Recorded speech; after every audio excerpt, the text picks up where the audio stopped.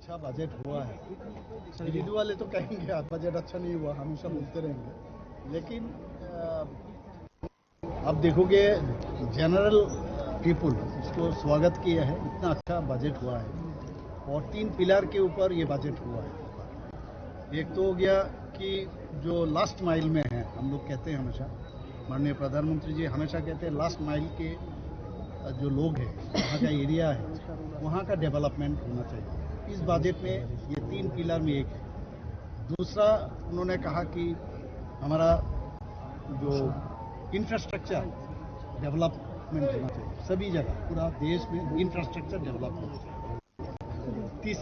तीसरा उन्होंने क्या कहा, कि सबका साथ सबका विकास और विश्वास। ये 3 पिलर के ऊपर आप देखोगे जितना फैसिलिटीज दिया है। आपने पूछा भी कि जो बुद्धिस्ट सर्किट का जो बात कर रहे हैं, अब ये अरुणाचल प्रदेश, उसके बाद आसाम, उसके बाद सिक्किम, मणिपुर और त्रिपुरा, ये जो स्टेट है उसको लेके एक सर्किट बना रहे हैं। उसको देखोगे आप कितना फायदा होगा। आप देखोगे जो खास करके जो पर्यटक जो है, जो टूरिस्ट है, ये सर्किट में घूमता रहेगा, एक जगह नहीं जा सकते, सभी जगह में आएंगे तब जाके।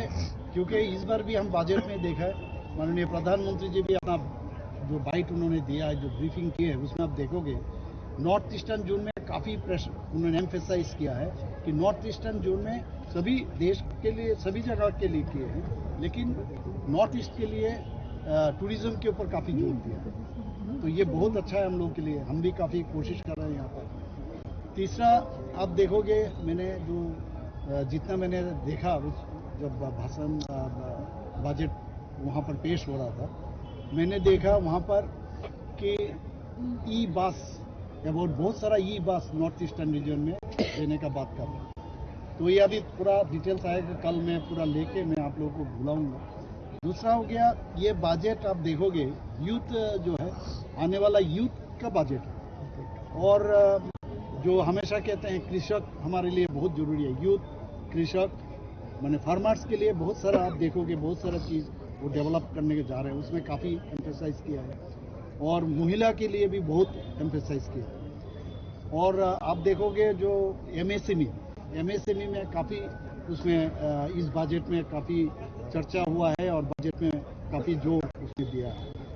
और बाकी बहुत सारा चीज़ में आप जहाँ भी देखोगे, हेल्थ में देखोगे, हेल्थ सेक्टर में देखोगे, उसके बाद आप रोडवेज में देखोगे, बहुत सारा कनेक्टिविटी और हाई स्पीड ट्रेन, ये सब हर चीज़ में आप देखोगे उसमें काफ़ी जोर दिया है। मैं इसलिए माननीय प्रधानमंत्री जी को मैं धन्यवाद देना चाहता हूँ, ये उनका जो सोच है और उनका सोच के हिसाब से माननीय वित्त मंत्री जी सीतारामन जी जिस तरह बजट पेश किया, मैं समझता हूँ ये आने वाले दिन 2030 या 2030 के अंदर अंदर उसका रिजल्ट मिलेगा।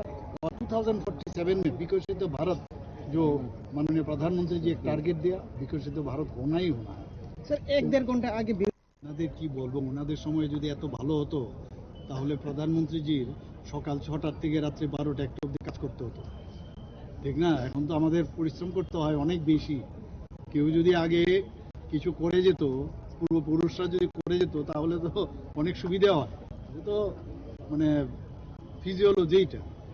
ওনাদের কি বলবো, ওনারা তো জানেন কি করেছেন আগে।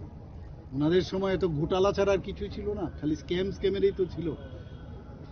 আমাদের কিছুদিন আগে হোম মিনিস্টার সাহেব কি বলেছেন, যে যখনই হেরে যান বলেন, কি বলেন উনি, যে ईवीएम खराब। तो उन्हीं बोलते हैं मैं एक छोटा सा एक सुझाव दे देता हूँ और मुफ्त में मैं सुझाव दे रहा हूँ। क्या है, कि अगर हमारा जैसा सवेरे 6 बजे से रात 12 बजे तक काम करोगे ना, तो अब ईवीएम से तुम्हारा रिजल्ट मिलेगा। तुम लोग अपने बारे में खाली सोचते रहते हो, तो ईवीएम से कहाँ से रिजल्ट मिलेगा? तो इसीलिए আমি এই কথাটাই বলবো যে ওনারা বলার জন্য সেটা বলে, ওনারাও বুঝে যে দেশ কোথায় চলে যাচ্ছে। এখন আজকে 7%-এর উপরে জিডিপির গ্রোথ দেখাচ্ছে, টার্গেট এখন রাখা হচ্ছে 10%। একের পর এক যেভাবে টার্গেট রাখছে, আর যা এখন মানে একদিকে নিরাপত্তার দিক দিয়ে বলুন, আজকে দেশ কত ইন্ডিজিনাস মানে যে প্রোডাক্টস এখন ভারতবর্ষেই হচ্ছে, এখন সব রাজ্যে রাজ্যে আমরা ইন্ডিজিনাস আমরা বলছি যে মাননীয় প্রধানমন্ত্রী কি বলছেন, যে ভোকাল ফর লোকাল, যে ওয়ান ডিস্ট্রিক্ট ওয়ান প্রোডাক্ট, এইগুলো কোথায় ছিল এদের? ওনাদের সময় তো এগুলো ছিল না, কিছুই ছিল না। পয়সা আসলে বা দেয় না, কেন্দ্র দেয় না, কেন্দ্র দেয় না। আবার ওনাদের সময়ও যা ছিল কিছু কিছু পাঠাতো, কিছু রাস্তার মধ্যে ওনাদের প্রধানমন্ত্রী বলেছেন যে দিল্লি থেকে 1 টাকা পাঠালে এখানে 25 পয়সা আসে, আর বাকি মাঝখানে গ্যাপ মানে কেউ অন্য নিয়ে যায়। এগুলো তো ইতিহাস। না, ত্রিপুরার জন্য তো আমি বলছি, আমি তো পুরো যখন আমি বলবো যে আরো কি কি আমরা ত্রিপুরা পেলাম, আগামী দিনে আমাদের কি সুবিধা হবে। এখানে আজকে বুদ্ধিস্ট যে সার্কিট যেটা ঘোষণা করা হয়েছে একটা, এই স্কিমের মাধ্যমে, এই প্রকল্পের মাধ্যমে আমার মনে হয় যে সিকিম, মণিপুর, আসাম, অরুণাচল প্রদেশ, ত্রিপুরা এর মধ্যে যুক্ত হয়েছে।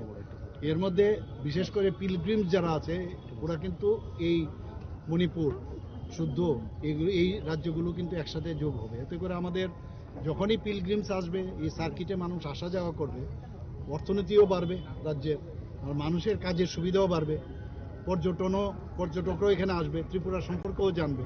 এটা গেল একদিক। দ্বিতীয় হচ্ছে যে মাননীয় প্রধানমন্ত্রীজি বারবার বলছেন যে পূর্বোত্তরে যে আমাদের পর্যটক, যে এটার উপরে যাতে বেশি আরো জোর দেওয়া যায়, তার জন্য উনি কিন্তু এবারের বাজেটের মধ্যে নির্মলা সীতারামনজি এর মধ্যেও কিন্তু জোর দিয়েছেন। অত্যন্ত ভালো বাজেট হয়েছে ত্রিপুরার জন্য। নিশ্চয়ই এটা আরো ফলদায়ক হবে, এবং আমি আরো পুরো ডিটেলস দিয়ে কালকে আমি আপনাদের ডাকবো। আমি আশা করছি কালকে আমি ডাকবো, আর কালকে যদি না হয় তাহলে পরের দিন হবে। কিন্তু আপনাদের ডেকে আমি পুরো ডিটেলস নিয়ে, কারণ আজকে খালি এমনিতে দেখলাম, সব ডিটেলস তো পাওয়া যাবে না। ডিটেলস আসলে আপনাদের সামনে আমি সবকিছু আপনাদের গোচরে আনবো। তারপরে যে বিরোধীরা শুরু থেকে বাজেট সম্পর্কে মতামত দিচ্ছেন জাতীয় স্তরে এবং রাজ্য স্তরের ক্ষেত্রে, সার্বিকভাবে জনগণের উদ্দেশ্যে আপনার তরফে কি বার্তা থাকবে? না, ওনারা তো বলার আছে বলবে, কিন্তু আসলে তো যে যে কথাটা বারবার বলছেন মাননীয় প্রধানমন্ত্রীজি, বারবার বলছেন আমার কাছে 4টাই জাতপাতের রাজনীতিতে আমরা দেখেছি, যুবক, তারপর আপনার মহিলা, গরিব এবং কৃষক, এই 4 জাত, এই 4 জাতের উন্নয়নই মেইন। এবং এইবারের বাজেটে কিন্তু 4 যে জাত আছে তাদেরই উন্নয়নের কথা বলছে। ওনারা তো এইভাবে কোনোদিন চিন্তা ভাবনা করেননি।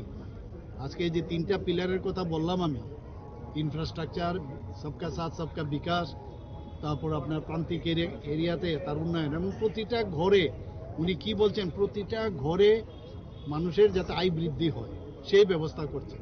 স্বাস্থ্য ব্যবস্থা আরো উন্নত, নতুন নতুন যে এখন এআই আসছে, সমস্ত যে আমাদের যে কোনো কাজে এআইকে যাতে যুক্ত করা যায়, প্রযুক্তিকে আরো ব্যবহার করা যায়, সেটার উপর জোর দেওয়া হয়েছে। বিভিন্ন ব্যবস্থা আপনি দেখেছেন, বিভিন্ন জায়গায় আমরা দেখি, রোডওয়েজই হোক, আমাদের ট্রেনের স্পিড ট্রেনই হোক, সব বিষয়ে করিডোর বানাচ্ছেন একটু। তো আমি আশা করি এই বাজেটের এগেনস্টে বলার, অন্তত সাধারণ মানুষ বলবে না যে বাজেট খারাপ হয়েছে, খুবই ভালো হয়েছে। এবং এটা আমাদের জন্য আমি বলবো যে একটা কল্যাণমুখী একটা বাজেট, সাধারণ মানুষের এই ধরনের বাজেট এবার মাননীয় প্রধানমন্ত্রীজির নেতৃত্বে মাননীয় সীতারামনজি, নির্মলা সীতারামনজি আমাদের বিত্তমন্ত্রী যেটা পেশ করেছেন, আমি এর জন্য ওনাদেরকে আমি ধন্যবাদ